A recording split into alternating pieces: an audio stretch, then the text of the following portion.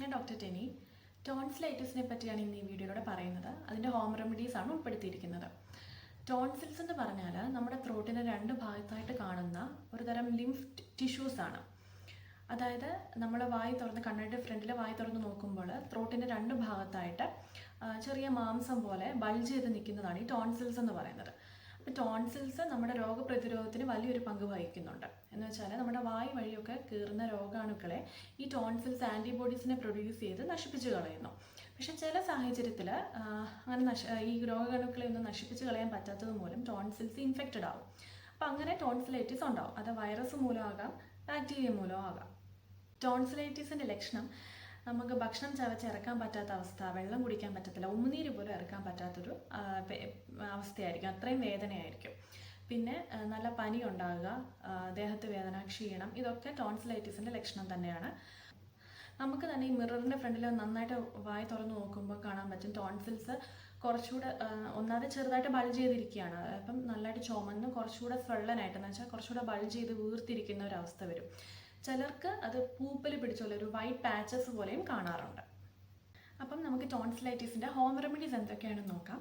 ശരിക്കും ഈ home remedies ഒക്കെ ചെയ്യുമ്പം എങ്ങനെ പോയാലും ഒരു 3-5 ദിവസത്തിനുള്ളിൽ ടോൺസിലൈറ്റിസ് കംപ്ലീറ്റ് ആയിട്ട് മാറേണ്ടതാണ്. അപ്പോൾ നമുക്ക് ഹോം റെമഡീസ് ആദ്യം തന്നെ നോക്കാം. ആദ്യം തന്നെ എല്ലാവരും ചെയ്യുന്നതാണ് ചൂടുവെള്ളത്തിൽ ഉപ്പിട്ടിട്ട് ഗാർഗിൾ ചെയ്യുന്നത്. അത് വളരെ നല്ലതാണ്. അടുത്തതായിട്ട് തേനാണ്. ഹണി നമുക്ക് 1 ടീസ്പൂൺ രാത്രി കിടക്കുമ്പം കഴിക്കാം.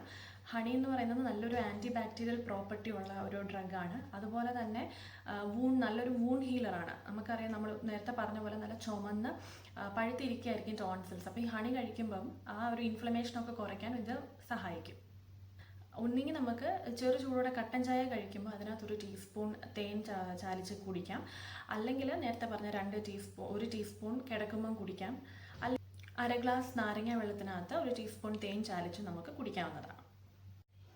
ഇനി അടുത്തത് മഞ്ഞളാണ്. മഞ്ഞൾ ആൻറ്റി ബാക്ടീരിയൽ പ്രോപ്പർട്ടി ഉണ്ട്, anti viral, anti fungal property ഒക്കെ മഞ്ഞളിലുണ്ട്.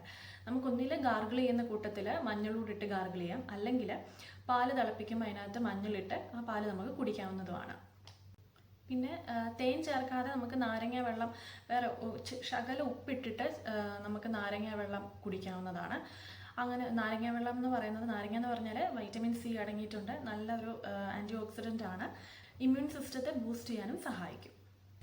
പിന്നുള്ളത് ചുക്കാണ്. ചുക്ക് പൊടിച്ചിട്ട് നമുക്ക് തേനിൽ ചാലിച്ച് കഴിക്കാം. അത് ഒരു 1/2 ടീസ്പൂൺ ചുക്കും 1/2 ടീസ്പൂൺ തേനും കൂടെ നമുക്ക് ചാലിച്ച് വെച്ചിട്ട് അത് രണ്ടായിട്ട് ഡിവൈഡ് ചെയ്തൊരു 2 മണിക്കൂർ ഗ്യാപ്പിൽ കഴിക്കാവുന്നതാണ്. അല്ലെങ്കിൽ അത്രയും തന്നെ നമുക്ക് ഒരുമിച്ച് കഴിച്ചാലുള്ള പ്രശ്നം എന്ന് വെച്ചാൽ അത് കഴിക്കാൻ നമുക്ക് തൊണ്ട ഭയങ്കരമായിട്ട് നീറുന്ന പോലെ തോന്നും. അത് കുറച്ച് നേരത്തേക്കേ ഉള്ളൂ. പക്ഷേ അത്ര ഒരുമിച്ച് കഴിക്കുന്നതിൽ നല്ലത് ഈ രണ്ടായിട്ട് ഡിവൈഡ് ചെയ്തിട്ട് അങ്ങനെ കഴിക്കുന്നതാണ്. അല്ലെങ്കിൽ 2 നുള്ളു വീതം ഇടയ്ക്കിടയ്ക്ക് ഇങ്ങനെ വായിലിട്ട് അലിയിച്ച് ഇറക്കുന്നത് നല്ലതാണ്. അതുപോലെ തന്നെയാണ് ഇരട്ടി മധുരത്തിൻ്റെ പൊടി. ഇരട്ടി മധുരത്തിൻ്റെ പൊടിയും ഇങ്ങനെ തന്നെ കഴിക്കാം. നമുക്ക് 1 ടീസ്പൂൺ ഇരട്ടി മധുരം 1 ടീസ്പൂൺ തേനും കൂടെ സമമായിട്ട് ചാലിച്ച് അത് രണ്ടായിട്ട് ഭാഗിച്ച് ഒരു 2 മണിക്കൂർ ഗ്യാപ്പിൽ കഴിക്കാം. അല്ലെങ്കിൽ 1 നുള്ളു വീതം ഇടയ്ക്കിടയ്ക്ക് ഇങ്ങനെ അലിയിച്ചുകൊണ്ട് ഇറക്കാം. പിന്നുള്ളതാണ് ത്രിഫലപ്പൊടി.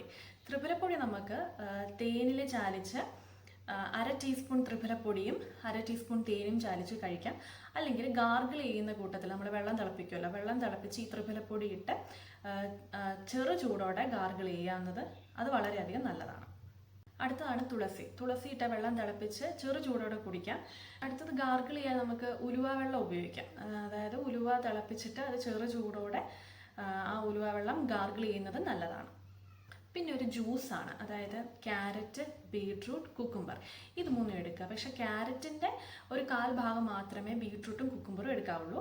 ഇത് 3ഉം ജ്യൂസ് ആക്കിയിട്ട് നമുക്ക് കുടിക്കുന്നത് വളരെയധികം നല്ലതാണ്. ദിവസത്തിൽ 1 നേരം കഴിക്കാവുന്നതാണ്. അതങ്ങനെ ഒരു 3 ദിവസം അടുപ്പിച്ച് അല്ലെങ്കിൽ 4 ദിവസം അടുപ്പിച്ച് കുടിക്കാവുന്നതാണ്. പിന്നെ നമുക്ക് ചെയ്യാൻ പറ്റുന്ന കാര്യം എന്ന് പറഞ്ഞാൽ നന്നായിട്ട് ആവി പിടിക്കുക. കണ്ണ് കെട്ടിയിട്ട് ആവി പിടിക്കുന്നത് നല്ലതാണ്. പിന്നെ നമ്മൾ റെസ്റ്റ് എടുക്കുമ്പം കിടക്കുകയാണെങ്കിൽ കുറച്ച് എലിവേറ്റഡ് ആയിട്ട്, അതായത് നമ്മുടെ ഈ കഴുത്ത് തൊട്ട് തലഭാഗം കുറച്ചൊന്ന് പൊക്കി വെച്ച് കിടക്കുന്നത് വളരെയധികം നല്ലതാണ്. പിന്നെ അടുത്തതാണ് വെള്ളം നന്നായിട്ട് കുടിക്കുക. ഉമിനീര് പോലും ഇറക്കാൻ പറ്റത്തില്ലെങ്കിൽ നമ്മൾ എങ്ങനെയും വെള്ളം കുടിച്ചിരിക്കണം.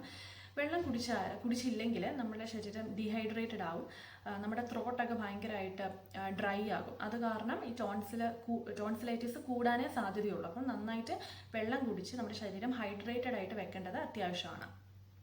അപ്പോൾ ഇതിലേതിൽ 1-2 റെമഡി നമ്മളൊരു 4 ദിവസം അടുപ്പിച്ച് ചെയ്യുകയാണെങ്കിൽ എങ്ങനെ പോയാലും നമുക്ക് ഒരു 5-ാമത്തെ ദിവസം നല്ലൊരു വ്യത്യാസം ടോൺസിലൈറ്റിസിലുണ്ടാവും. അപ്പോൾ എല്ലാവർക്കും ഈ വീഡിയോ ഉപകാരപ്പെട്ടു എന്ന് ഞാൻ വിശ്വസിക്കുന്നു. എല്ലാവരും ചാനൽ സബ്സ്ക്രൈബ് ചെയ്യുക, ഈ വീഡിയോ മറ്റുള്ളവരിലേക്ക് ഷെയർ ചെയ്ത് കൊടുക്കുക. Thank you so much.